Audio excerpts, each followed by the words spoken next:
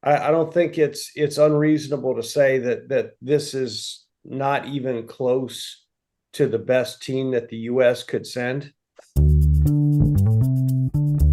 Greetings and salutations, and welcome to the Odd Coaches podcast, which you can find on YouTube, Spotify, iHeartRadio, and anywhere else you get your podcast. I am your host, Dr. Keith Adams, and with me today is our favorite administrator, Robert Abney. Robert, how are you doing today, sir?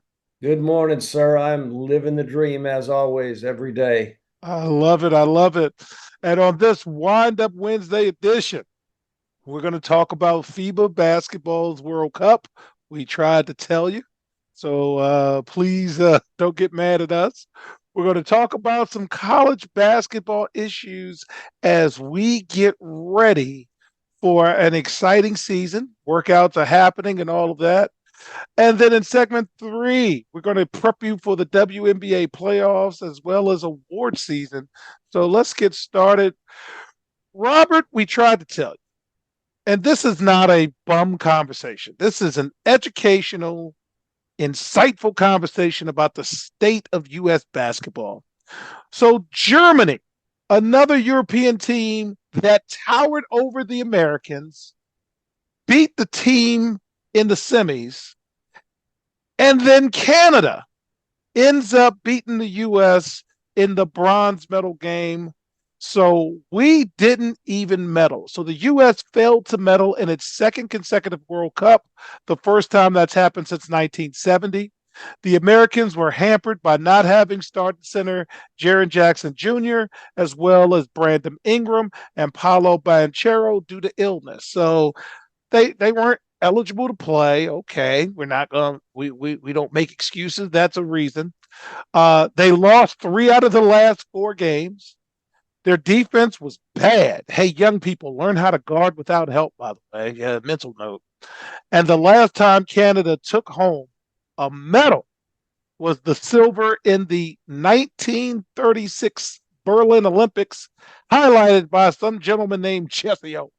So that's the last time the Canadian team took home a basketball medal. So, Robert, before we talk about team construction, any initial thoughts about the U.S.'s performance in the FIBA World Basketball Cup?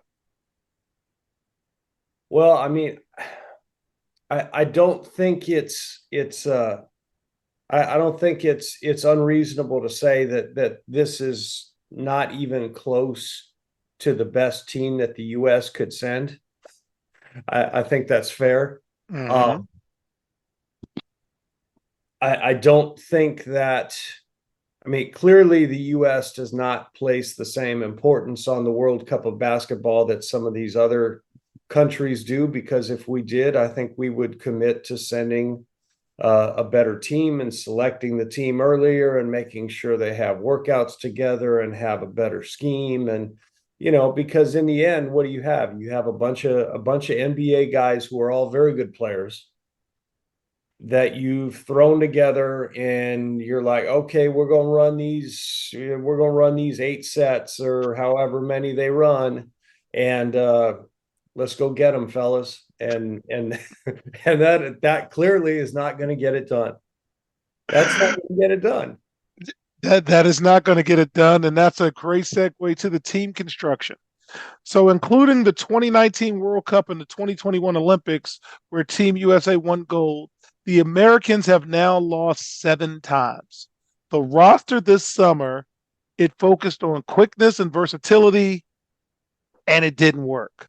Executive Director Grant Hill, General Manager Sean Ford, and Coach Steve Kerr felt good about this team, and they had reason to feel good. So again, we're not bashing anybody. They had some good pre-tournament performances, but as Robert and I and Following and the rest of our crew said, it's just kind of something about this team and the lack of front court size that gave us pause.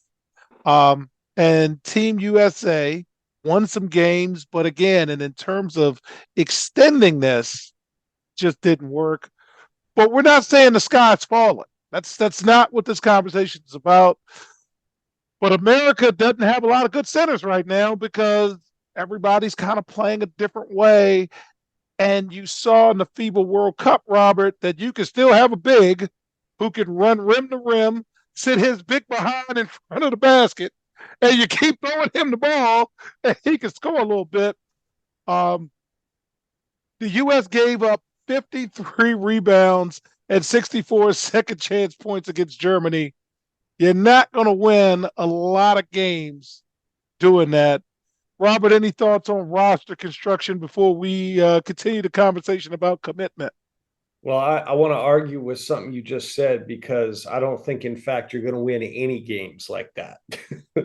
You're not going to win a lot of games. You're not going to win any games giving up that many rebounds and second chance points. And I mean, and you're right. I mean, the game in the US at least has changed. We There isn't a lot of focus on big guys and building big guy skills, especially because that's not what the NBA really demands. I mean, even the big guys who do play with their back to the basket in the NBA have perimeter skills. So, I mean, that's a thing. That's a thing. And I don't know, the game is evolving, and okay, so if the Americans are going to commit to the World Cup, we have to say, okay, what do we have to do to be successful, and how are we going to do it? And I don't know if we're going to commit to it because, let's be honest, there's not any money involved in that. Which is, again, well played, sir. So, question about commitment. So Germany is basically a year ahead of the Americans. 6 of their players played at Tokyo Olympics under a different coach and finished 8th. The core of this team played at Eurobasket 2022 last summer, played well, and they won the bronze. They came into this tournament, they're kind of ready to play, as you'd mentioned. Canada's doing the same. Well, Jerry Colangelo used to demand that USA have a commitment from players, but that was 20 years ago, and we can't do that anymore. So let's go back to booking 101. Yes, we're wrestling fans. Okay, it's commitment. We have reverted back to the who wants to play model, and that's what got us in the trouble in the first place. We are also focused, as our administrator so eloquently said, on contracts. We're focused on age, and we're focused on injuries, which I totally get. Teams care more about winning an NBA championship than anything Team USA does. And again, I'm not angry at that. And Grant Hill understands that the 1,000 hugs and kisses approaches may not be the best, but it's what's needed right now. And to quote Grant Hill, there's no commitment necessary. There's no, if you want to play in the Olympics, you got to play here. So there's none of that. Okay. There's no tryouts, no commitment. And that's kind of not working, but we're going to, live with that. Any final thoughts, sir, in terms of what you would advise Team USA to do before I close out the segment? No, I mean, again, you got to have some size. You got to have somebody who can knock down some shots. And those are the 2 things that they really didn't do very consistently. They didn't shoot the ball well when they needed to, also, in addition to the lack of size. So that's really it. What do they do next year? Let's see. Yeah. So to close, fans, with players paying a lot of attention to load management, which they should, okay, off-season recovery, and the previous demands, it's just a harder sell to say, hey, let's be Kobe and run over Pau Gasol. Okay, that's just not going to happen.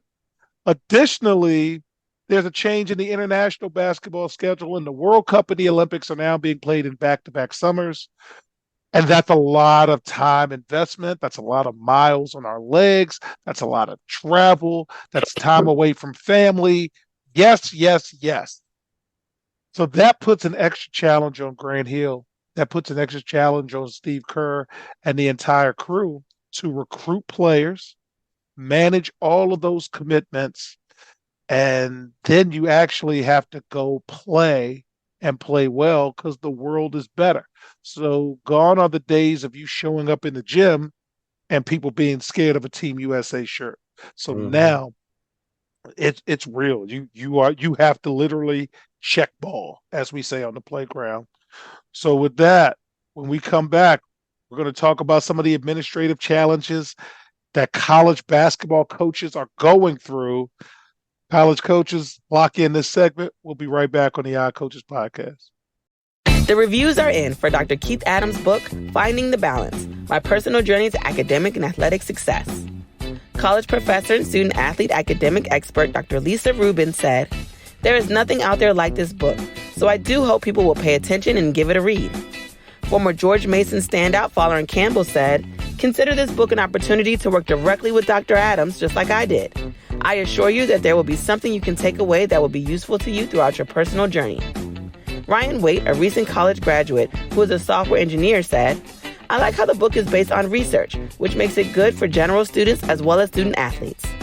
The book serves as both a memoir to Dr. Adams' 30-year academic and athletic career, as well as an instructional guide to assist student athletes, parents, coaches, teachers, and administrators navigate through the challenges of finding a better balance between academic and athletic success. The book includes over 15 personal stories and anecdotes from Dr. Adams, along with numerous former players and colleagues from a variety of sports and endeavors. You can order your copy at www.ckasaveproject.org. From the main page, simply click CKA Save Project Services and order the Find the Balance book. For more information, contact Dr. Keith Adams by email at cka@ckasaveproject.org.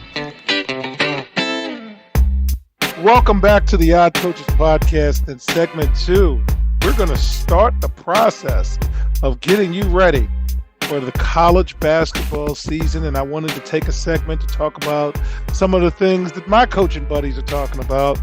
So Coach Mike Krzyzewski, the Hall of Famer, the legend, all of that, had some post-retirement thoughts that I wanted to share with you, Robert, and get your thoughts on.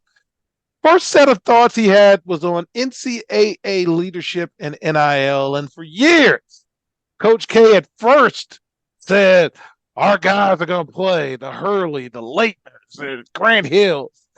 Then he started to have some one and dones himself. Again, he evolved, get busy living or get busy dying. Okay. But for years, he has pointed to the NCAA and its lack of leadership as a key factor into why college hoops is where it is today and why it isn't more strongly positioned, because as you have seen, football makes all the decisions. Okay. His stance has not changed in retirement. He believes that leadership is lacking, and name, image, and likeness is a great example. To quote Coach K, who can explain NIL? A lot of people can explain it, but if you have different explanations, this is a problem. There should be one explanation. Robert, what are your thoughts on Coach L? What are your response to Coach L's thoughts on NIL and the lack of NCAA leadership? Well, I've felt all along like the NIL situation is something that the NCAA did to itself. You know, they did not, they knew at some point it was coming. And rather than be proactive and try to get out in front of it and set some guidelines and say, here's how we're going to do this, they waited for it to be thrust upon them, and then they tried to figure it out. And when you do that in any situation, when you do that in a school, it doesn't matter. When you do that, the results are not going to be good, because you are reacting to what has happened rather than having some kind of predetermined plan, process, system, whatever you want to call it, that helps guide you through at least the initial steps so that you can adapt and maintain some kind of response that helps, that helps you it helps you keep things in line and helps keep everybody on the same page in terms of this is what we're doing and this is how we're doing it. Because right now that doesn't exist. That does not exist. And it doesn't exist. I mean, Coach K is talking about college basketball, but it's every sport that has student athletes getting on NIL money. It's the same. Yeah. So, in terms of rules enforcement, Coach K also sees that the enforcement of rules is a separate but nonetheless significant issue as well. Not only does the free market lend itself to free interpretation, as Coach K put it, but it has also led for a pay for play free for all, he believes.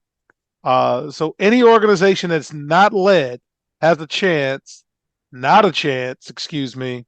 It's going to go in a lot of directions and have a lot of different views. So this lack of commonality has led to a lot of interpretation of what rules are.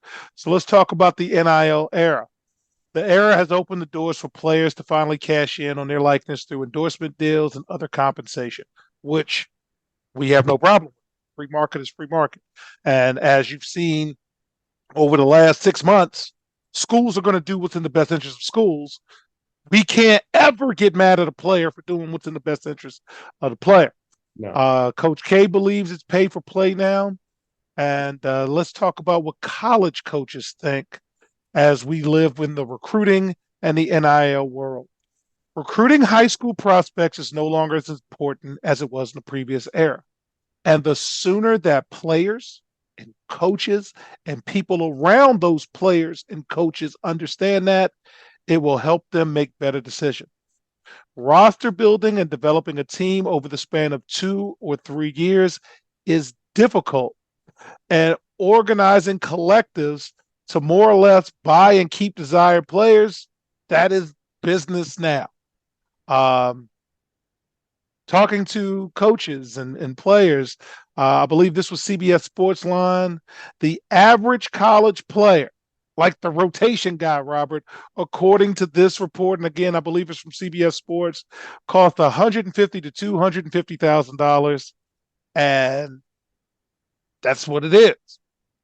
So, knowing that information, Robert, any thoughts you have on how you would deal with this situation before we close out the segment?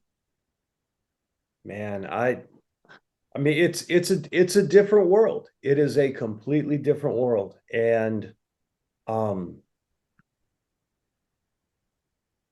think building culture in a program used to be really important. I don't know how you do that now.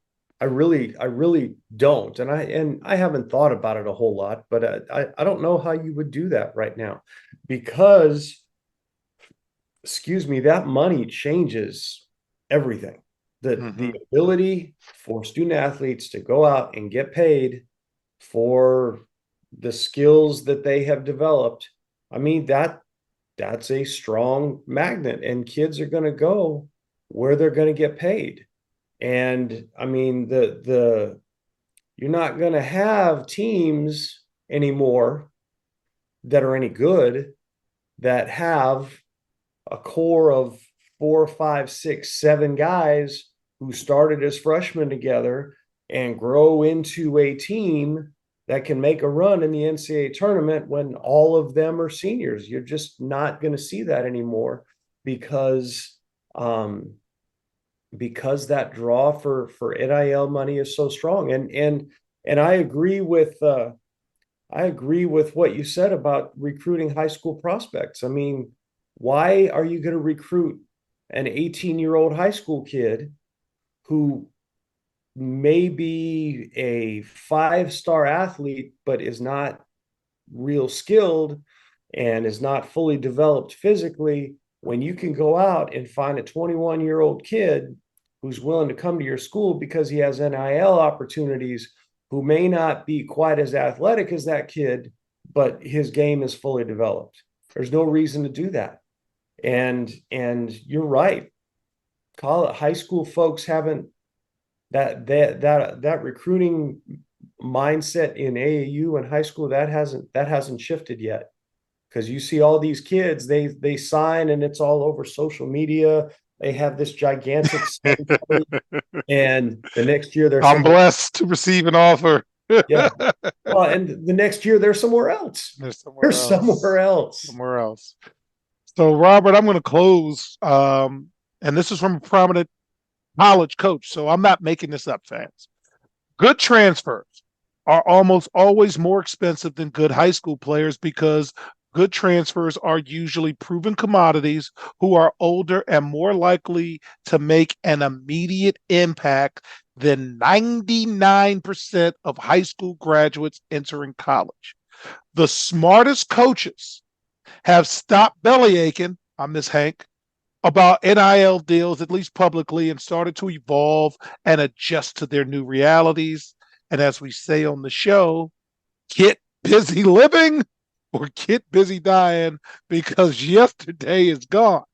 And I will say, on the academic standpoint, I've had a chance to talk to a lot of academic people, and they're saying that with this advent of the transfer philosophy, their work is even harder because these kids are coming in taking 99 and 100 level classes, and they still have to make measurable progress. The high school student athletes are coming in without any college rigor in terms of what they've done academically, and it all kind of gets dumped on the academic folks to try to make all of this work. So they're spending more time with the transfer students than they are with the freshmen.